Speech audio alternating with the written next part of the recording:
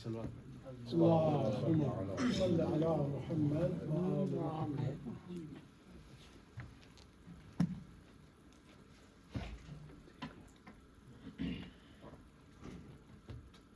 بسم اللہ الرحمن الرحیم. رب اشرح لی صدری ویسر لی امری واحلل عقدۃ من لسانی یفقهوا قولی. ہم سورہ لقمان کی آیت نمبر 13 کا تبصرہ کیا ہے، 13 اور 14 کا کل اس کا خلاصہ بیان کرتے ہیں اور پھر انشاءاللہ 15ویں آیت کی طرف جائیں گے. بسم اللہ الرحمن الرحیم. وَإِذْ قَالَ لُقْمَانُ لِابْنِهِ وَيَعِظُهُ يَا بُنَيَّ لَا تُشْرِكْ بِاللَّهِ إِنَّ الشِّرْكَ لَظُلْمٌ عَظِيمٌ. خداوند تعالیٰ اس میں ارشاد فرماتا ہے کہ حضرت لقمان نے اپنے بیٹے سے جب وصیت کی، نصیحت کی، اس کو کہا کہ میرے بیٹے شرک نہیں کرنا کیونکہ شرک ظلم عظیم ہے. اس آیت سے چند نکات ملتے ہیں. پہلا نقطہ یہ ملتا ہے کہ انسان جب تبلیغ کر رہا ہے تو سب سے پہلے اپنے قریبی افراد کو کرے، اور سب سے قریبی فرد انسان کا اولاد اور بیٹا ہے. اور پھر اس سے ایک اور پتہ چلتا ہے کہ جب تبلیغ کرنی ہے تو سب سے پہلے توحید کی تبلیغ کی جائے. نماز اگر اس میں کمی ہے تو ٹھیک ہو سکتا ہے معاملہ، اگر روزے میں کوئی کمی ہے ٹھیک ہو سکتا ہے معاملہ، لیکن توحید میں اگر کمی ہے تو معاملہ ٹھیک نہیں ہو سکتا. توحید جو ہے امپورٹنٹ ہے. تو یہاں پر حضرت لقمان نے توحید کی تبلیغ کی اور شرک سے منع کیا، بلکہ ساتھ ساتھ اس کی دلیل دی. یہ بھی آیت بتا رہی ہے کہ جب کسی سے آپ کوئی بات کریں، عقیدہ کسی کے سامنے بیان کریں، استدلال کریں تو دلیل دیں. دلیل کیا ان کی؟ ان الشرک لظلم عظیم، کہ شرک جو ہے بہت بڑا ظلم ہے، اس لیے شرک سے منع ہے، شرک آپ نے نہیں کرنا. شرک کی کئی قسمیں.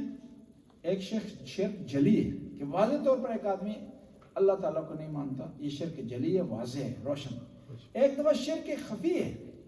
خفی اس طرح ہے کہ آپ اللہ کو تو مانتے ہیں لیکن بعض دوسری ہستیوں کو اللہ کی صفات دیتے ہیں، یہ شرک ہے. مثلا امیر المومنین کو اللہ کی صفت دیں، شرک ہے. امیر المومنین کو کہیں کہ زندہ کرتے ہیں، مارتے ہیں، یہ شرک ہے. امیر المومنین کے بارے میں کہیں کہ رازق علی الاطلاق ہے، یہ شرک ہے. وسیلہ ہو سکتے ہیں اللہ تک پہنچنے کا، لیکن جو ہے وہ شرک، اگر ایسا مانے کہ وہ رازق ہے تو شرک ہو جائے گا. کسی نے امام جعفر صادق علیہ السلام سے سوال کیا، دو قسم کے افراد ہیں، ایک غالی ہے، ایک ناسبی، ان میں کون زیادہ برا ہے، کون زیادہ بدتر ہے؟ تو امام نے کہا دونوں جہنم میں. کہا کون زیادہ ظالم ہے، کون زیادہ بدتر ہے؟ امام نے فرمایا کہ غالی، ناسبی ہم سے بغض کرتا ہے، دشمنی کرتا ہے لیکن شرک نہیں کر رہا. غالی شرک کر رہا ہے، ہم سے دوستی کر رہا ہے، محبت کا اظہار کر رہا ہے، لیکن کیا ہے، وہ شرک کر رہا ہے، وہ اس کا ظلم زیادہ ہے. اس سے ایک اور نقطہ پتہ چلتا ہے کہ اہل بیت نے ہمیشہ خدا کی طرف لوگوں کو بلایا، اپنی طرف نہیں بلایا. ذات خودشن دعوت نہ کرنا اہل بیت. لہذا یہ ضروری ہے کہ ہم اپنی قوم کو اس کے بارے میں بتائیں. افسوس کی بات ہے کہ وہ شیعہ جن کے امیر المومنین نے دعائے کمیل ارشاد فرمائی ہے، دعائے جوشن کبیر تعلیم دی ہے، وہ شیعہ آ کر شرک کرے تو بہت بڑا ظلم ہے. صحیح، تو بہت بڑی زیادتی ہے کہ کوئی ان پر الزام لگائے مشرک ہونے کا، یا وہ خود ایسے کام کریں جس میں سے شرک جھلکتا ہو. بعض کا دشمن ہم پہ تہمت لگاتا ہے، ہم اس کو کیا کرتے ہیں، عملی طریقے سے ثبوت دے دیتے تم صحیح کیا. دشمن ہم پہ تہمت لگا رہا ہے کہ شیعہ کہہ رہے ہیں کہ جبرائیل لایا تھا وہی کس کے لیے، امام علی کے لیے، بھول کر محمد مصطفیٰ کو دے دی. یہ دشمن ہم پہ یہ لگا رہے ہیں. ہم کیا ہے، ہمارا ذاکر کیا کہتا ہے کہ جبرائیل آیا ہے، پریشان ہو گیا ہے، کس کو دوں پیغام، یہ تو سارے ہیں محمد. یہ زیادتی ہے، یہ ایسا نہیں کرنا چاہیے. اور پھر دیکھیں افسوس کی بات ہے کہ ہماری محفلوں سے نصیری کی تعریف ہو جاتی ہے. یہ صحیح نہیں ہے، یہ جائز نہیں ہے. یہ ضروری نہیں تو ہر آدمی جو اہل بیت سے محبت کرے وہ صحیح بھی ہو. اہل بیت سے محبت اس طرح کرے کہ جس طرح اہل بیت نے کہا ہے تو پھر جو ہے وہ صحیح ہے. اگر اس سے کمی ہو جاتی ہے تو صحیح نہیں ہے. المتقدم لهم مارک والمتاخر عنہم ذائق واللازم لهم لاحق. کہ جو آدمی ان سے آگے بڑھ گیا وہ بھی گناہگار ہے، جو پیچھے رہ گیا وہ بھی گناہ. جو کون صحیح ہے، جو ان کے ساتھ ساتھ چل رہا ہے، ان کی پیروی کر رہا ہے. اگلی آیت کی طرف آتے ہیں. وَوَصَّيْنَا الْإِنسَانَ بِوَالِدَيْهِ، ہم نے وصیت کی انسان کو کہ اپنے والدین کا خیال رکھیں. کیوں؟ حملتہ امہ وہنا علی وہن وفصالہ فی عامین، کہ ماں نے کتنی مشکلات برداشت کی. پہلے کہا والدین کی بات کی، ماں کا علیحدہ تذکرہ کیا. حالانکہ والدین کی جب بات کی ہے تو ماں کا تذکرہ آ گیا اس میں. اس کا علیحدہ تذکرہ کیا کہ ماں کا زیادہ خیال رکھیے، کیونکہ اس نے زحمت زیادہ کی ہے، تکلیف آپ کے لیے زیادہ اٹھائی ہے. یہ 9 مہینے آپ کو پیٹ میں لے کر پھرتی بھی ہے، سختیاں برداشت کی ہیں اس نے، خود مشکلات برداشت کی ہیں، آپ پر مشکلات نہیں آنے دی. کیا کریں؟ اس کا خیال رکھیں. وَأَنِشْكُرْ لِي وَلِوَالِدَيْكَ، میرا شکریہ ادا کرے، میں پروردگار ہوں، میں نے تمہیں نعمتوں سے نوازا ہے، تمہیں رزق دیا ہے، تمہاری آسائش کا خیال کیا ہے، تیرے گناہوں پر پردہ ڈالا ہے، اور والدین کا کیا ہے؟ خیال رکھا جائے. میرا کیوں شکر ادا کرے؟ کیونکہ تو نے میری طرف پلٹنا ہے، میری طرف آنا ہے. وَإِن جَاهَدَكَ عَلَىٰ أَن تُشْرِكَ بِي مَا لَيْسَ لَكَ بِهِ عِلْمٌ فَلَا تُطِعْهُمَا وَصَاحِبْهُمَا فِي الدُّنْيَا مَعْرُوفًا، اگر ان دونوں میں سے کوئی کوشش کرے والدین میں سے کہ تمہیں شرک کی طرف لے جائے، پھر ان کی اطاعت نہیں. اطاعت ان کی ہے، ان کا خیال رکھنا ہے، ان کے کھانے کا خیال رکھنا ہے، ان کی آسائش کا خیال رکھنا ہے. لیکن کب تک؟ بارڈر کیا ہے کہ جب تک وہ خدا کی اطاعت میں ہیں، جب تک وہ خدا کے خلاف تمہیں نہیں بلا رہے، شریعت کے خلاف نہیں بلا رہے، نماز سے منع نہیں کرتے، تم اس کی اطاعت کر سکتے ہو. لیکن اگر وہ تمہیں روکتے ہیں نماز سے، روزے سے، احکام دینی سے، پھر ان کی اطاعت نہیں. اب جو اطاعت ہے 3 قسم کی ہیں. ابسولوٹلی اطاعت ہے، ابسولوٹلی جو ہے وہ ڈس اوبے ہے، اور مشروط. 3. اللہ کی اطاعت ابسولوٹلی ہے، رسول کی اطاعت ابسولوٹلی ہے، اولی الامر کی اطاعت ابسولوٹلی ہے، مکمل طور پر آپ نے اطاعت کرنی ہے، اللہ کی بھی، محمد مصطفیٰ کی، اور اہل بیت کی. اور اسی طرح کافروں کی اطاعت آپ نے نہیں کرنی کسی وجہ سے، ابسولوٹلی ان کا ڈینائی کرنا ہے، کافروں کی بات آپ نے نہیں ماننی. اور ایک اطاعت ہے مشروط، وہ والدین کی اطاعت ہے. کس طرح؟ ان کی اطاعت آپ نے کرنی ہے جب تک وہ گناہ کے لیے آپ کو نہ کہیں، جب تک وہ آپ کو عبادتوں سے نہ روکیں، جب تک آپ کو شرک کی طرف نہ لائیں. وَإِن جَاهَدَكَ عَلَىٰ أَن تُشْرِكَ بِي، اگر ان دونوں میں سے کوئی کوشش کرے، کیا ہے؟ تو میرا شرک کرے، مَا لَيْسَ لَكَ بِهِ عِلْمٌ، اور علم بھی نہیں ہے، ویسے ہی کہہ رہا ہے کہ شرک کریں، علم بھی نہیں بیان کر، کوئی دلیل نہیں بیان کر، استدلال نہیں کر رہا. فَلَا تُطِعْهُمَا، پھر آپ نے ان کی اطاعت نہیں کرنی دونوں کی. یہاں پر کہا ان جاہدک، اس کا مطلب ہے کہ شرک کی طرف بلانے کی کوشش کرنی پڑتی ہے. جو توحید ہے وہ آٹومیٹکلی ہے، فطری ہے، توحید ہے فطری، اور جب کوئی شرک کی طرف بلائے گا تو اس کو کوشش کرنی پڑے گی. یعنی کیا ہے؟ یہاں آیت یہ بتا رہی ہے کہ انسان کے وجود میں توحید ہے، وہ تھوڑی سی کوشش کرے اس کو پا سکتا ہے، لیکن اگر شرک کرنا پڑے گا تو اس کو لیے سٹرگلز کرنی پڑے گی. اور پھر ایک اور چیز بھی کہا کہ یہ کیا ہے؟ ما لیس لک بہ علم. اس سے پتہ چلتا ہے کہ یہ جو شرک ہے نا، اس میں علم نہیں پایا جاتا، اس میں جہالت پائی جاتی ہے. پڑھا لکھا آدمی وہ سمجھدار ہو، اس کا ذہن خالی ہو تو کیا وہ توحید کی طرف جائے گا. اگر اس کے ذہن میں جہالت ہوگی تو وہ کیا اس کی طرف جائے گا؟ شرک کی طرف جائے گا.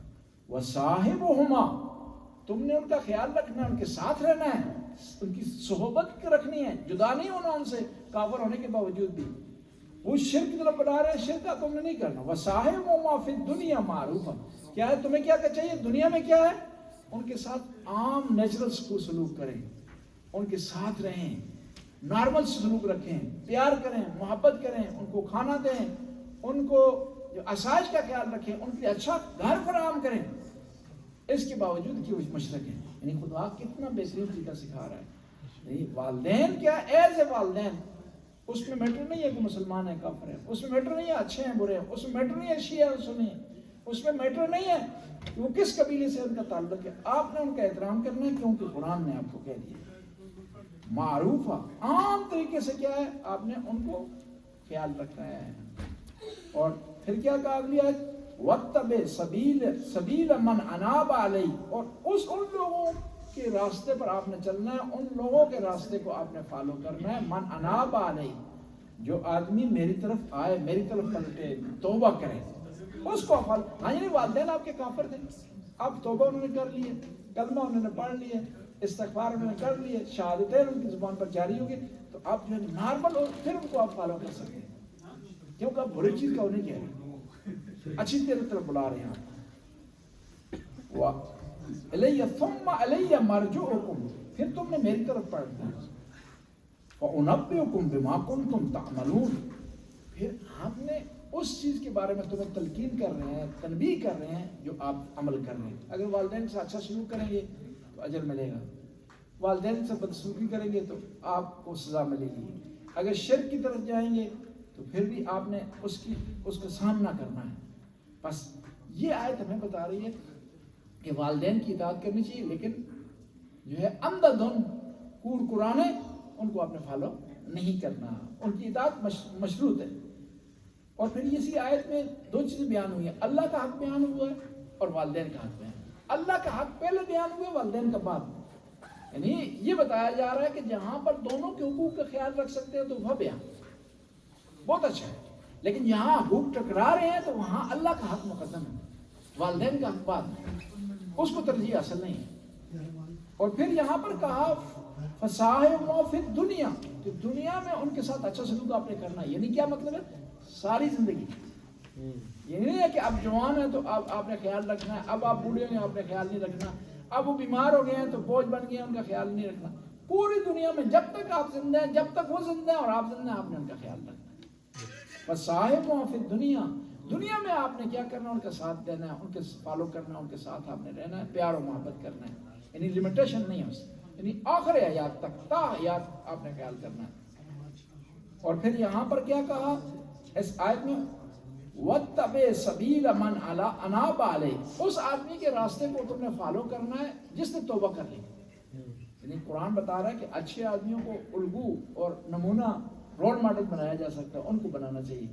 دیکھیں نا جو خدائی ہے اس کو رول ماڈل بنائیں، دنیاوی معیار کیا ہے کہ اچھے جس نے گول کیا ہے جی، اچھا فٹ بال کھیلا ہے جی، اس نے اچھی کرکٹ کی ہے جی، اس نے اچھی ہاکی کی ہے جی، یہ جو ہے کسی اور میں اچھا ایکٹر تھا، یہ معیار نہ بنائیں، معیار خدائی ہونا چاہیے، جو خدائی ہے اس کو آپ جو ہے فالو کریں اور اس کو اپنانے کی کوشش کریں، اس کو رول ماڈل بنائیں، تو آپ دنیا میں بھی کامیاب رہیں گے، آخر میں ٹائم کی طرح۔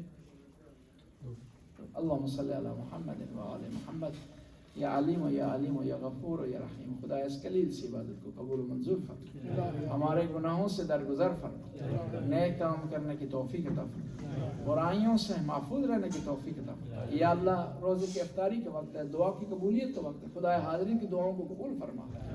یا اللہ جو پریشان حالن پریشانی کو آسانی میں تبدیل فرما، جو تنگ دست ہیں ان کی تنگ دستی کو برطرف فرما، جو صاحب اولاد ہیں ان کی اولاد کو نیک اور صالح بنا، جو بے اولاد انہیں صاحب اولاد بنا، جو اولاد نرینہ کے خواہشمند ہیں انہیں اولاد نرینہ عطا فرما۔